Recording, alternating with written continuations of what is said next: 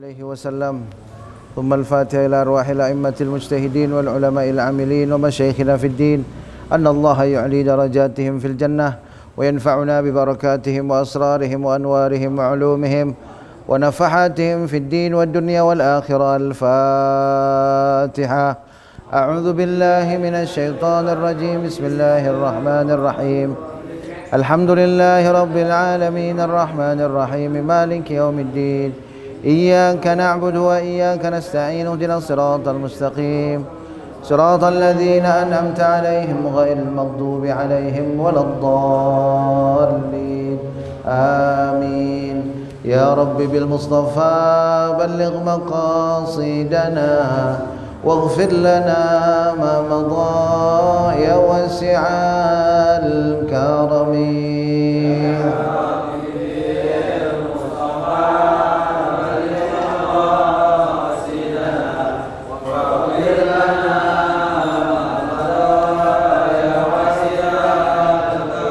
سريت من حرمين ليلا إلى حرمي كما سرى البدر في داج من الظلم.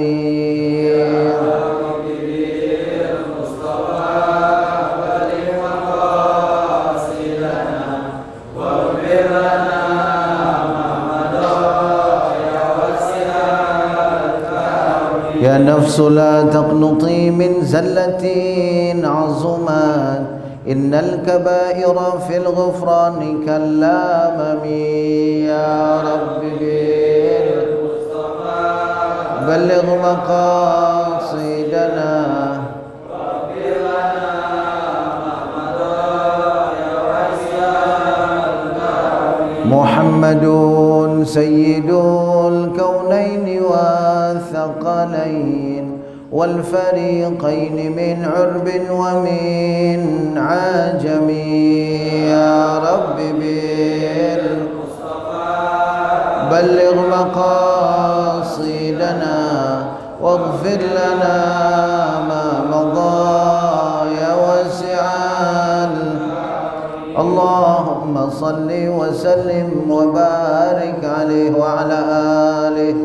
Bismillahirrahmanirrahim. Assalamualaikum warahmatullahi wabarakatuh. Alhamdulillahilladzi bi ni'matihi tatimmus shalihat.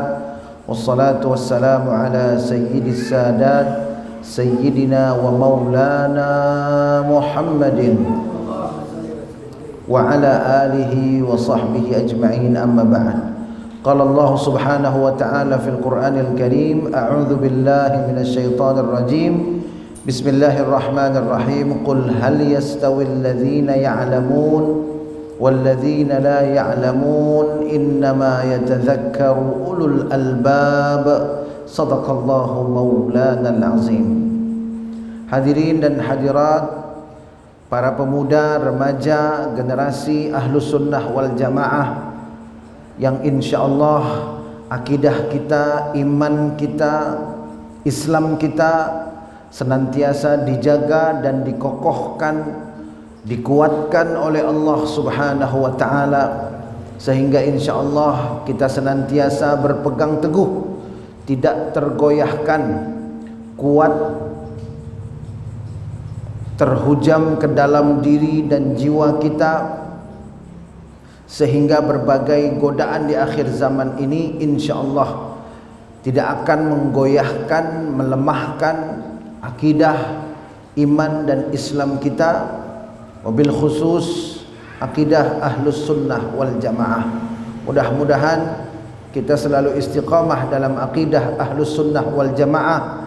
Kita memahami Ahlus Sunnah wal Jamaah, kita berpegang teguh dengan prinsip-prinsip Ahlus Sunnah wal Jamaah, sehingga insyaallah kelak Allah Subhanahu wa taala kumpulkan kita bersama salafun salih Ahlus Sunnah wal Jamaah. Amin amin amin ya rabbal alamin. Jamaah rahimakumullah, syubanul muslimin rahimakumullah. Pada kesempatan taklim kita malam hari ini kita akan membahas hal-hal yang setiap hari kita lakukan yang merupakan kebutuhan pokok kita sehari-hari, namun barangkali belum sepenuhnya sesuai dengan tuntunan Nabi besar Muhammad sallallahu alaihi wasallam. Yang Buya maksud di sini adalah kita akan membahas adabul akli wasyurb, adab-adab makan dan minum. Mengapa ini penting? Karena siapapun kita butuh untuk makan dan butuh untuk minum. Dan di dalam Islam ada tuntunan tentang adab-adab makan dan minum yang langsung bersumber dari Al-Quran dan As-Sunnah, sehingga cara makan dan minum kita beda dengan bukan orang Islam. Ya, cara makan dan minum kita memiliki ciri dan adab yang sesuai dengan apa yang disunnahkan oleh Nabi besar Muhammad sallallahu alaihi wasallam. Jadi jangan sampai kita melihat cara makan orang Islam itu saya nggak cocok, saya lebih cocok cara makan orang Barat. Buya pernah diundang ke embassy, kedutaannya kedutaan Australia. Buya diundang jamuan makan malam bersama duta besarnya, ya. Dan di undangan itu ada tulisan bahwa seluruh makanan dimasak secara halal. Karena kalau nggak ada tulisan itu nggak ada yang mau datang, ya. Mau dikasih kambing guling, kalau nggak ada halalnya nggak kita makan. Karena yang penting buat kita bukan sekedar gizi dan enak, tapi halal. Nah, jadi pada undangan itu Buya kemudian lihat bahwa gaya makannya gaya Barat. Dan karena ada pejabat tinggi, bahkan pejabat tertinggi di wilayah Indonesia yang mewakili negara Australia, yaitu duta besarnya, maka dibuatlah seperti jamuan-jamuan resmi. Jadi ada namanya table manner, ya, table manner gitu. Table manner, apa table manner itu? Etika makan. Nah, orang Barat punya etika makan, ya. Table manner. Buya datang, Buya duduk di situ, udah ada apa namanya? Buya liatin, oh ini table manner ini. Soalnya sendok aja ada berapa biji? Di sini pisau, garpu. Sendoknya ada yang gede, ada yang kecil, ada yang cekung. Pisaunya pisau potong, garpu gitu ya. Dan dalam table manner, dia juga tahu, paham, ngerti gitu. Table manner itu kita ngambil kanan kiri dari luar. Wah, begitu aturannya. Siapa yang bikin aturan itu? Siapa yang bikin? Nggak tahu ya? Nggak tahu. Jadi kalau mau makan pakai table manner itu dari luar dulu. Misalkan yang taruh di paling pinggir sebelah kanan sendok, ambil sendok. Yang sebelah pinggir sebelah kiri misalkan garpu, tapi biasanya jarang. Karena kalau orang Barat makan pertama tuh nggak langsung nasi, appetizer dulu, ya, appetizer dulu, pembangkit selera, begitu. Wah, pokoknya ribet dah makan begitu ya. Kalau kita kan nasi uduk langsung hajar aja semua kan begitu ya, betul nggak? Masa makan ketoprak tahu dulu, gitu, mie dulu, nggak sedap. Langsung aja kita kan. Tapi kalau orang Barat enggak, appetizer dulu. Wah, appetizer. Itu sendoknya beda kanan kiri. Ntar baru main course namanya, hidangan utama. Wah, itu piring kita yang udah kosong diambil, taruh lagi makanan, begitu. Ya, Anda bilang ringkesan maulid ya. Pakai nampan, habis beres kan begitu, ya enggak? Nah, terus aja. Jadi lama-lama tuh sendok yang berjejer itu kanan kiri habis karena dipakai. Tapi ngambilnya nggak boleh sembarangan, ngambilnya dari luar begitu. Ya biarin dah, namanya kita diundang kita hormatin ya. Tapi lama-lama Buya nggak enak juga makan ayam pelentang pelenting itu apa namanya, garpu sama sendok mau motong ambil pisau sebelah sini, ribet bener begitu ya.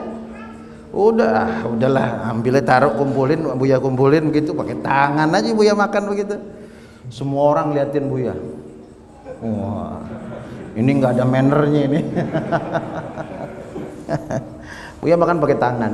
Sejak saat itu orang-orang udah tahu kalau ngundang Buya, bahkan ke hotel bintang 5. Misalkan Buya ada undangan ke hotel bintang 5, antum boleh lihat. Kalau misalkan antum nanti dampingin aneh, misalkan ada acara di hotel bintang 5, yang lain rapi makannya pakai garpu, pakai sendok, aneh pakai tangan aja. Tapi biasanya yang semeja sama aneh ngelihat aneh pakai tangan, lama-lama ngikutin. Ustadz, enak juga pakai tangan ya. Pakai garpu susah katanya. Lah iya emang. Ente segede gini baru paham, aneh bilang. Aneh dari dulu paham, ente baru segede gini baru paham. Telat bener. Nah, jadi kenapa ini perlu disampaikan? Karena ada manner begitu, ada cara makan barat begitu ya. Dan yang ingin aneh sampaikan, antum jangan merasa bahwa itu lebih hebat begitu, itu yang penting. Pakai garpu, pakai sendok itu lebih hebat, lebih bersih. Itu jangan merasa itu lebih penting. Nah sekarang coba ada restoran cepat saji dari Amerika misalkan, ya ayam tepung. Aneh nggak sebut mereknya, takut disangka rekomendasi gitu, promosi. Kan ada tuh mereknya ya, ayam fried chicken ya, fried chicken. Makannya pakai apa? Pakai garpu emang? Pakai apa? Pakai tangan kan? Nah itu. Jadi sebelum Anda jelaskan adab-adab, Anda pengen kasih tahu dulu bahwa adab makan yang diajarkan oleh Rasulullah itu adalah yang paling cocok untuk orang Islam. Dah, itu yang harus kita yakini dulu. Kalau yakin sama adab makan Rasulullah paling cocok, paling tepat, nah berarti kita sudah termasuk ahlus sunnah wal jamaah. Kan kemarin kita bahas sorban, bahas cincin, bahas macam-macam. Mudah-mudahan semakin banyak hidup kita ini yang terwarnai dengan contoh dari Nabi besar Muhammad sallallahu alaihi wasallam ya. Jadi antum nggak apa-apa. Kalau ke hotel makan pakai tangan, cuek aja. Kita nggak ngerugiin orang kok. Bayarnya sama. Ya enggak? Kalau gratis sama-sama gratis. Kan betul nggak? Nah, jadi buat apa kita? Jadi maksud aneh jangan minder. Aneh banyak lihat orang Islam itu minder. Begitu di hotel bintang 5 diikutin cara hotel bintang 5, akhirnya dia kagok, ayamnya meloncat apa, dagingnya terbang, yang sopnya pada tumpah, wah repot. Nah sekarang makan ayam banyak tulangnya, dagingnya nyempil-nyempil, pakai garpu. Ya Allah, mau ditinggalin sayang, masih banyak dagingnya kan. Masakannya enak, coba kalau pakai tangan, mantep nggak? Ada yang nyisa nggak? Agak. Piringnya doang bisa, bener nggak? Nah, makanya cara Rasulullah udah paling zen, kalau orang Arab bilang paling zen, ya paling bagus. Jadi itu yang pertama yang harus Anda tekankan, jangan minder. Dan kita yakini bahwa cara makan yang diajarkan oleh Rasulullah itu yang terbaik untuk umat Islam. Dan antum bisa buktikan, penelitian ilmiah mengatakan bahwa cara makan Rasulullah itu paling bagus. Aneh sebelum mulai ini inget lagi nih, jadi ceritanya kalau nggak salah Pak Nasir ya, Pak Nasir lagi di pesawat atau di ruangannya lupa, sama orang Belanda ya, sama orang Belanda. Pak Nasir makan pakai tangan. Pak Nasir tahu kan? Haji Muhammad Nasir ya, pakai tangan makan. Orang Belanda pakai garpu, pakai sendok, kan gitu ya? Kata orang Belanda, Anda jorok sekali. Anda jorok sekali. Kenapa? Anda makan pakai tangan langsung, gitu ya? Kata Pak Nasir, Anda lebih jorok tuan, katanya. Loh, kenapa lebih jorok? Saya pakai garpu, pakai sendok. Kata Pak Nasir, kalau saya pakai tangan, Ini yang masukin ke mulut ini cuman masuk ke mulut saya doang. Jadi tangan ini nyuapnya cuman ke mulut saya doang. Ntar saya cuci, saya pakai lagi, buat saya lagi. Jadi ini tangan khusus buat saya makan. Nah kalau Tuhan sendoknya bekas siapa? Katanya begitu. Paham nggak maksudnya? Sendok garpunya bekas siapa? Bekas mulut ratusan orang, kan begitu? Dimakan sama orang, dicuci, pakai lagi, makan orang, cuci lagi. Jorokan mana kata Pak Nasir? Jorokan Tuhan makannya begitu. Sendoknya bekas orang ratusan. Saya mah tangan bekas sendiri. Nah, gitu ya. Itu cara diplomatis seorang tokoh pejuang Indonesia untuk membuktikan bahwa cara makan Nabi itu yang paling bagus. Ya, jadi antum kalau ke hotel kemana nggak usah minder, mau pakai tangan aja, ya, insya depan presiden tangan aja, boleh nggak? Ya cuman masalahnya kapan diundang sama presiden kan? Paling presiden apa tuh? Baik, yang pertama sunan fit ta'am, sunnah ketika makan. Nanti insya Allah ini kita ulang lagi pakai gambar ya Bu ya, belum menyelesaikan. Kalau pakai gambar lebih bagus. Yang pertama at-tasmiyatu awwalut ta'am, mengucapkan basmalah sebelum makan. Nah ini orang Islam wajib. Jangan sampai hadir maulid, begitu hadir maulid baca sholawat, begitu baca sholawat cinta sama Nabi, begitu dihadapin ke buli lupa daratan. Wah kebuli nih ya, datang dari habis isya, makan kebuli jam 12, nunggu Habib Bahar kan dulu ya. Masih inget gak? Habib Bahar gak jadi datang ya. Mudah-mudahan Allah berikan kesehatan, perlindungan pada Habib Bahar, Habib Banyak Rizik, dan para ulama kita yang lain. Amin ya rabbal alamin. Jam 12, wah perut itu udah teriak-teriak. Begitu dapat kebuli, wah apalagi panitia belakangan, ya kan? Biasanya kambingnya banyakan tuh, atau nggak ada sama sekali karena kehabisan. Yang mana itu biasanya? Ya, yang penting pahalanya banyakan kan begitu ya? Walaupun nggak dapat kambing, pahalanya banyakan. Sama kayak ibu-ibu yang masak nih, masya Allah, luar biasa pahalanya. Hanya Allah yang tahu berapa jumlahnya, luar biasa banyak. Nah jadi begitu ngadepin kebuli udah lupa daratan, main makan aja. Harusnya bagaimana? Baca bismillah. Jadi antum biasain kalau makan itu baca bismillah. Dan doa makan itu bukan buat anak kecil, justru penting buat orang tua. Kalau anak kecil ngerti halal haram nggak? Kan nggak nyari, yang nyari siapa? Orang tua. Kenapa ana bilang doa makan itu paling perlu orang tua? Coba baca doa makan. Bismillahirrahmanirrahim. Allahumma barik lana fima razaqtana. Ya Allah, berkahilah apa yang Engkau berikan kepadaku, rizki yang Engkau berikan pada kami, berkahilah. Kan begitu? Kan yang butuh itu orang tua justru. Wa qina azabannar, dan lindungilah kami dari siksa neraka. Tuh itu orang tua paling perlu itu. Jangan sampai dia punya rizki nggak berkah, dan dia punya rizki dikasih anak istrinya malah jadi bara api neraka, karena ternyata rizki yang dikasih buat beli makanan berasal dari rizki yang haram. Nah begitu. Kalau dia faham doa makan, nggak mungkin dia beli makanan itu dari uang yang haram. Wa qina adzabannar. Gimana bisa terlindung dari api neraka kalau uangnya haram? Kan dia mikir nanti itu. Jadi doa makan itu luar biasa. Sebetulnya pengaruhnya bukan hanya kepada yang kita sedang makan. Itu kan didoakan, Allahumma barik lana fima razaqtana. Itu ngedoain makanan minuman yang kita akan santap, ya. Wa qina adzabannar itu ngingetin bagaimana cara dapetin makanan dan minuman ini. Jangan sampai cara kita dapetin makan minum bikin kita masuk. Nah begitu. Cakep nggak tuh doanya? Cakep. Makanya jangan teman anak-anak doang. Kata bapaknya, makan baca doa dulu. Bapaknya kagak, main makan aja ya. Makan baca doa apa nak? Baca doa apa nak? Allahumma barik lana fima razaqtana wa qina azabannar. Bapaknya makan nggak pernah baca doa, main makan aja.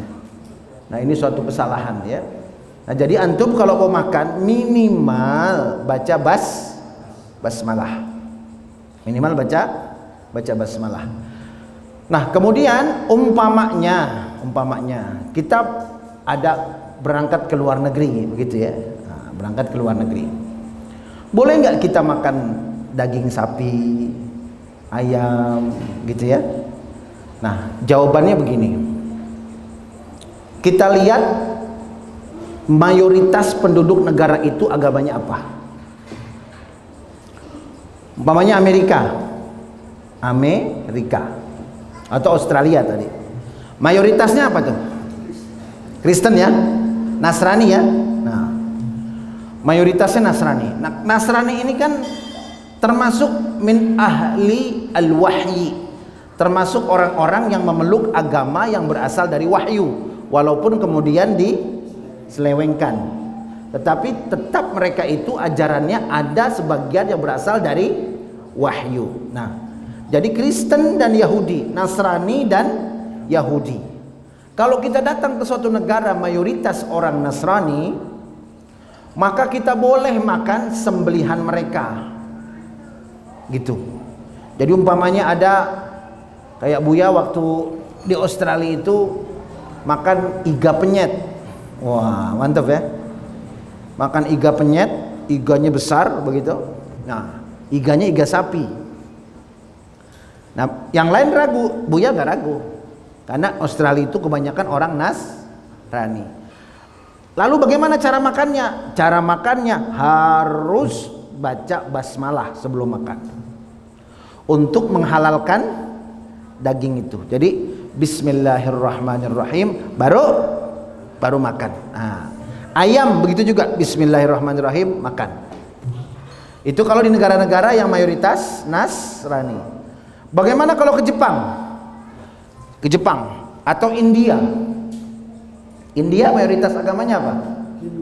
Hindu. Jepang mayoritas agamanya apa? Shinto. Bukan agama langit, ya. Hindu bukan agama langit, Shinto mereka menyembah matahari, ya, sujud kepada matahari, ruku kepada matahari. Bukan Kristen, Nasrani dan bukan Yahudi. Maka di negara-negara itu tidak boleh makan daging sapi dan daging ayam. Jadi kalau ke Jepang nggak boleh, misalkan kita beli ayam di pasar Jepang kemudian kita masak baca bismillah, nggak boleh. Ya, paham tuh? Lalu bagaimana caranya? Ya kalau di Jepang berarti cari pasar Islam, sekarang sudah ada banyak supermarket halal, atau makan ikan begitu. Paham tuh? Tapi kalau di Inggris boleh nggak makan daging sapi? Boleh, tapi sebelum makan baca bismillah. Ya, nah ini.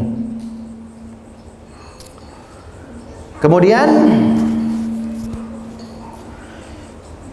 yang kedua adalah al-aklu mimma yali. Al-aklu mimma yali. Makan dari yang paling dekat. Jadi kalau makan di nampan itu kelihatan orang belajar adab makan atau enggak, kelihatan. Kalau makan di nampan nih, kalau dia mulai ngambil dari yang tengah, berarti nggak belajar adab. Jadi kalau makan di nampan, ya antum kan nanti mudah-mudahan pandemi kelar ya, amin. Terus antum makan di nampan misalkan barang-barang begitu, ya. Adabnya itu antum makan dari pinggir dulu. Ambil pinggir dulu. Pertama tuh pinggir. Bismillahirrahmanirrahim. Ambil pinggirnya. Jangan ngikutin yang ini, langsung ambil daging kambing taruh sini, jangan. Nggak usah takut kehabisan, ya. Ambil yang paling dekat. Jadi ini hadisnya riwayat Umar bin Abi Salamah, yaitu sabda Rasulullah, wa kul mimma yalika, makan dari yang paling dekat denganmu. Itu adab kita makan, ya. Jadi jangan ngambil yang jauh-jauh dulu, yang paling dekat aja dulu ambil, gitu. Buya, bagaimana kalau kita makan di restoran Padang prasmanan, terus yang kita suka adanya di adanya di ujung, di pojok.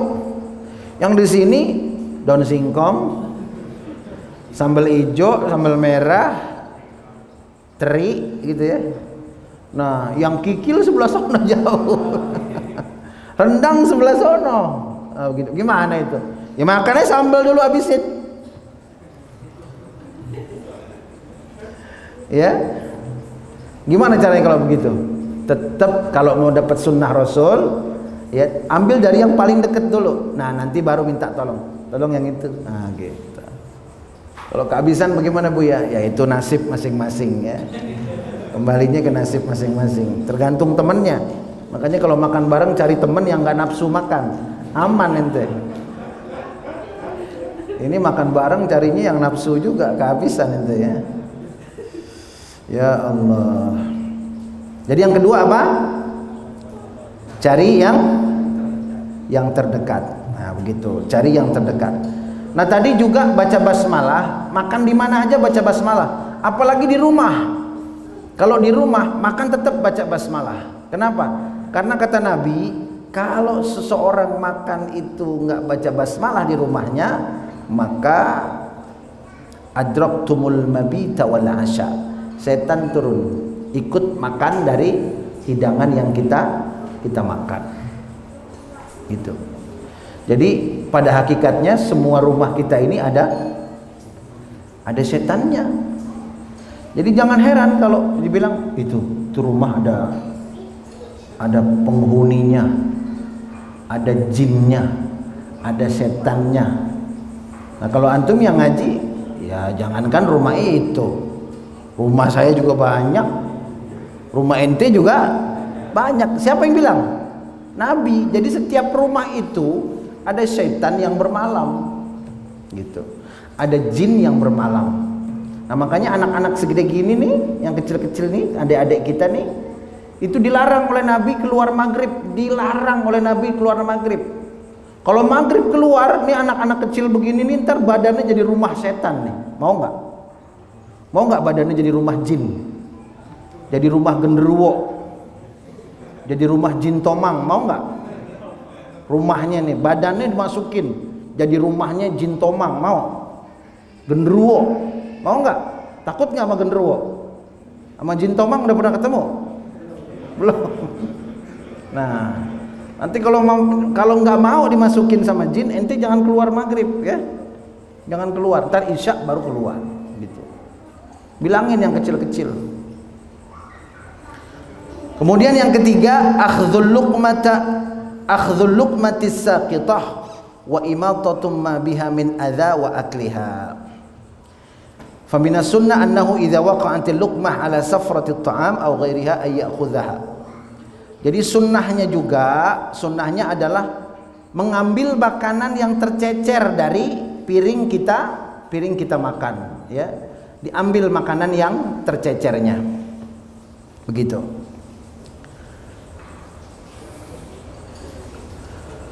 Kemudian jamaah rahimakumullah yang berikutnya laqul asabi'.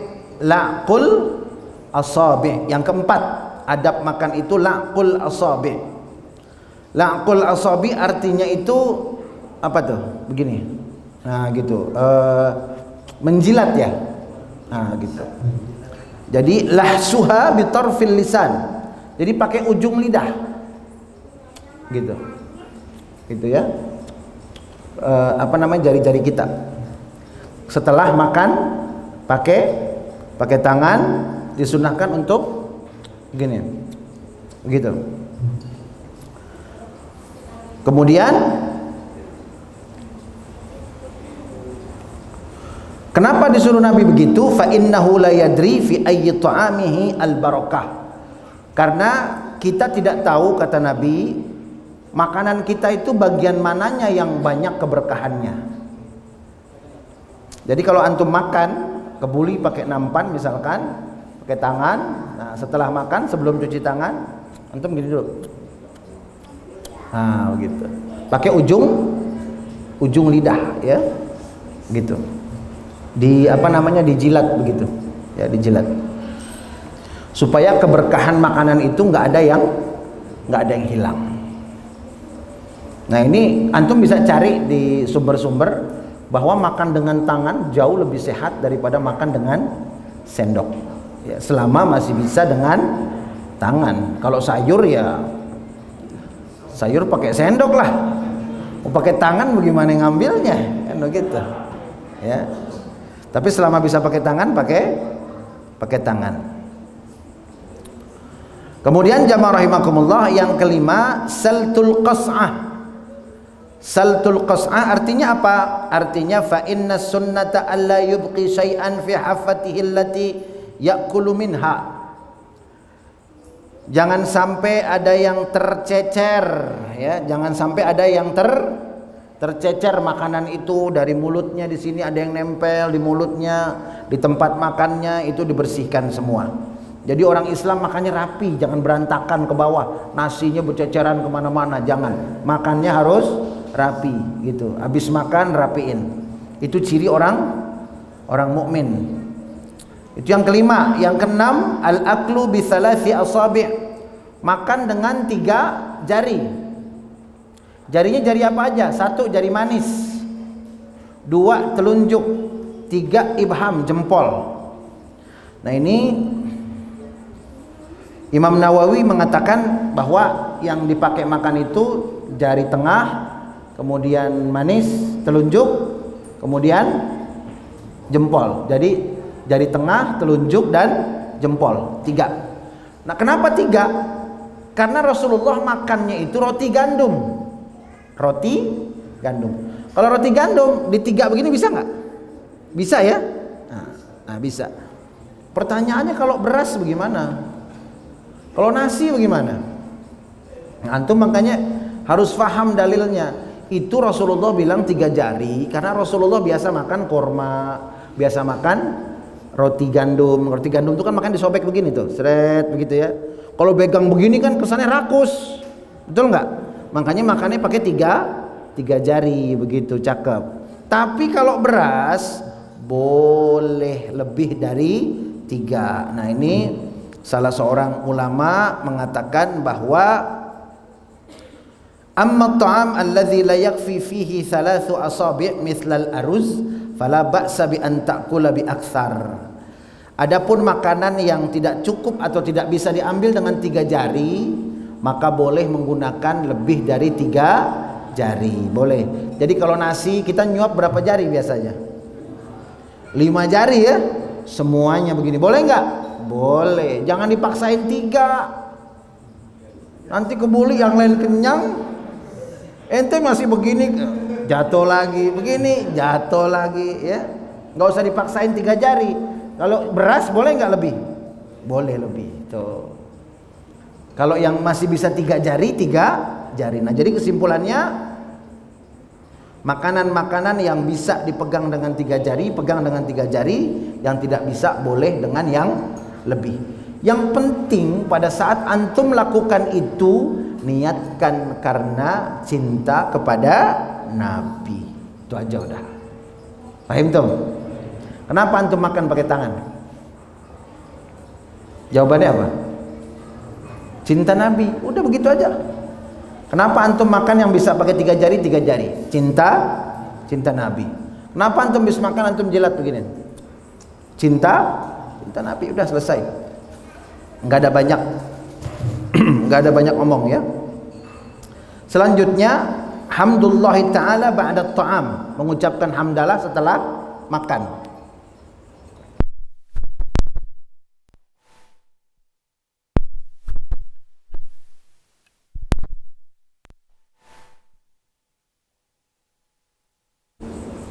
Jangan mengucap hamdalah kalau yang lain belum selesai.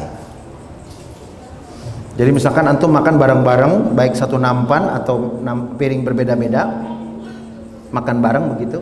Seperti nanti antum makan bareng kan? Makan. Terus antum selesai, alhamdulillahirabbil alamin. Itu hukumnya makruh. Hukumnya makruh. Apalagi tamu. Ada tamu datang dari jauh, antum kasih makanan, ya. Makan, makan tuh. Tamu lagi sedep banget. Nah, kita juga makan nemenin tamu kan. Kita selesai duluan. Begitu selesai, kita bilang apa? Alhamdulillahirabbil alamin. Tuh tamu yang tadinya mau nambah berhenti, alhamdulillahirabbil alamin. Padahal dia masih lapar. Nah, makanya mengucap hamdalah sebelum yang lainnya itu selesai, hukumnya apa? Makruh.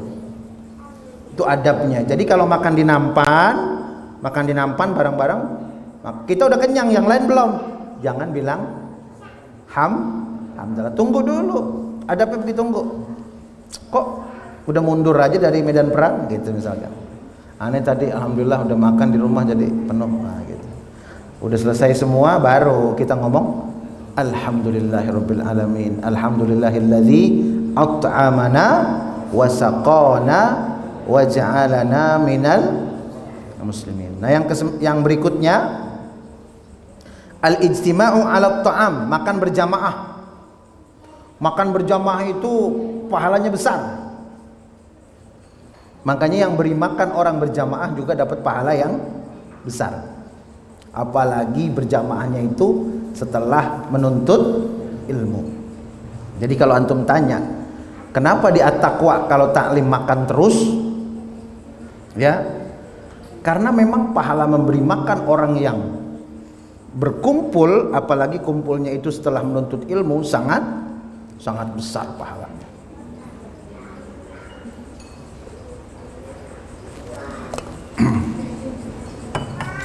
Nah, jadi al-ijtima'u 'ala ta'am gitu. Ya. Dan keuntungannya juga ada. Kalau makan di nampan, kalau antum makan di nampan itu lebih berkah dari makan di piring masing-masing. Ini karena pandemi aja, ya. Di nampan tuh lebih berkah. Coba aja buktiin. Maulid bikin nampan 100. Berarti cukup buat 400 kan? Kalau satu nampan berapa orang? 4 orang. Yang datang 500. Cukup nggak? Kalau pakai nampan, cukup nggak? Cukup. Berarti senampan berapa? 5 orang. Yang datang ternyata 600. Cukup nggak? Cukup. Senampan berapa orang? 6 orang. Yang datang 1000. Yang datang 1000. Cukup nggak? Tenang panitia. Senampan 10 orang begitu. Terserah mau duduknya bagaimana, mau dibikin 2 saf begitu terserah. Ya, atau gilirannya sip 1, sip 2 silahkan. Yang penting cukup nggak? Beda kalau sistem besek atau piring. Ibu-ibu bikin piringnya ada 400, yang datang 600. Kira-kira keringetan nggak tuh panitia? Hah? Makanya itu berkahnya di situ. Kata Nabi, makanan 1 orang cukup buat 2 orang. Makanan 2 orang cukup buat 4 orang. Makanan 4 orang cukup buat 8 orang. Coba perhatiin omongan Nabi. Makanan 1 cukup 2. Makanan 2 cukup 4, bukan 3, cukup 4, 2 kali lipat. Makanan 4 cukup 8. Tuh. Itu berkahnya makan bersama-sama. Ya, makanya di At-Taqwa, di masjid-masjid yang lain itu pakai nampan, tapi sejak pandemi pakai piring masing-masing. Nah, hadirin sekalian, nanti kita akan lanjutkan taklim kita ini dengan masih membahas adab-adab makan dan minum. Mudah-mudahan kita ini, cara makan kita dan cara minum kita ini berbeda dengan orang-orang di luar Islam. Yang ingin Buya ulangi dan tegaskan, ya, setiap kali kita makan awalilah dengan basmalah gitu. Makan di rumah baca basmalah. Makan di luar baca basmalah. Jangan lupa begitu. Kenapa kita baca basmalah? Ngambil berkah. Kenapa baca basmalah? Siapa yang kasih kita nikmat sehat sehingga makanan itu kita ada nafsu buat makan? Siapa yang kasih? Allah. Kan gitu ya? Sehat. Coba kalau lidah kita seriawan. Seriawannya gede. Dikasih sayur asem, sambal terasi. Nafsu enggak? Nafsu enggak? Seriawan gede di sini tengah-tengah lidah. Sayur asemnya panas, sambalnya pedes. Biasanya nambah, kalau seriawan Sakit hati kata dia begitu ya. Karena yang enak jadi enggak enak. Nah, kita bersyukur kepada Allah yang beri nikmat. Allah itu yang memberi nikmat kita makan itu Allah. Yang memberi kita nikmat sehat sehingga kita bisa cari uang, bisa beli makanan, siapa? Allah juga. Siapa yang gerakin orang itu dagang makanan? Allah juga. Jadi kita bisa makan di situ, nggak harus makan di rumah. Sebagai tanda syukur kita kepada Allah, setiap kita sebelum makan baca basmalah. Minimal bismillah, begitu aja. Yang lebih afdalnya bagaimana? Bismillahirrahmanirrahim. Allahumma barik lana fima razaqtana wa qina adzabannar. Makan gitu. Paham tuh? Ya. Insyaallah kita akan lanjutkan pada minggu yang akan datang. Mudah-mudahan Allah Subhanahu wa taala memberikan kita sehat wal afiat, dan mudah-mudahan Allah Subhanahu wa taala memberkahi umur kita, kesehatan kita, makanan kita, minuman kita, rizki kita, memberkahi keluarga kita, memberkahi lingkungan kita. Mudah-mudahan mendapat ridha Allah Subhanahu wa taala, dan mudah-mudahan kita selalu menjadi orang yang mencintai tuntunan Nabi besar Muhammad sallallahu alaihi wasallam, dengan harapan semakin banyak tuntunan Rasulullah mewarnai kehidupan kita. Mudah-mudahan kelak meraih syafaat dari Nabi besar Muhammad sallallahu alaihi wasallam. Al-Fatihah. Bismillahirrahmanirrahim. Alhamdulillahirabbil alamin. Arrahmanir rahim. Maliki yaumiddin. Iyyaka na'budu wa iyyaka nasta'in. Ihdinas siratal mustaqim, siratal ladzina an'amta 'alaihim ghairil maghdubi 'alaihim waladdallin. Amin. Bismillahirrahmanirrahim. Alhamdulillahirabbil alamin. Allahumma shalli ala sayidina Muhammad wa ala ali sayyidina Muhammad. Allahumma la tada' lana fi majlisina hadza dhanban illa ghafartah, wa la 'aiban illa satartah, wa la maridan illa shafaitah, ولا دينا إلا قضيته، ولا حاجة من حوائج الدنيا والآخرة إلا قضيتها ويسرتها يا الله يا رب العالمين. ربنا هب لنا من أزواجنا وذرياتنا قرة أعين واجعلنا للمتقين إماما. ربنا اغفر لنا ولوالدينا وارحمهما كما ربيانا صغيرا. ربنا آتنا في الدنيا حسنة وفي الآخرة حسنة وقنا عذاب النار. بفضل سبحان ربك رب العزة عما يصفون. سلام على المرسلين والحمد لله رب العالمين. Sebelum kita tutup dengan doa kafaratul majlis, kita bacakan suratul Fatihah. Kita khususkan untuk istri dari sahabat kita, yaitu imam yang mendadak harus pulang ke Kuningan, ya, ke kampung halaman istrinya, karena istrinya insyaallah dalam proses persalinan. Ya, kita doakan mudah-mudahan perjalanannya selalu dalam lindungan Allah Subhanahu wa taala sampai ke tempat tujuan dalam keadaan sehat dan selamat, dan mudah-mudahan proses persalinan istrinya dimudahkan oleh Allah Subhanahu wa taala, dilancarkan oleh Allah Subhanahu wa taala, dan mudah-mudahan ibunya sehat, ayahnya sehat, bayinya juga sehat, dan diberkahi oleh Allah Subhanahu wa taala, diberikan perlindungan sejak detik-detik pertama lahir ke atas dunia sampai akhir hayatnya. Ala hadhihi niyyat wa likulli niyatin salihah wa ila hadratin Nabi Muhammadin sallallahu alaihi wasallam. Al-Fatihah. Bismillahirrahmanirrahim. Alhamdulillahirabbil alamin. Arrahmanir rahim. Maliki yaumiddin. Iyyaka na'budu wa iyyaka nasta'in. Ihdinas siratal mustaqim, siratal ladzina an'amta 'alaihim ghairil maghdubi 'alaihim waladdallin. Amin. Kita tutup dengan kafaratul majlis. Subhanakallahumma wa bihamdika asyhadu an la ilaha illa anta astaghfiruka wa atubu ilaik. Billahi taufiq wal hidayah. Wassalamualaikum warahmatullahi wabarakatuh.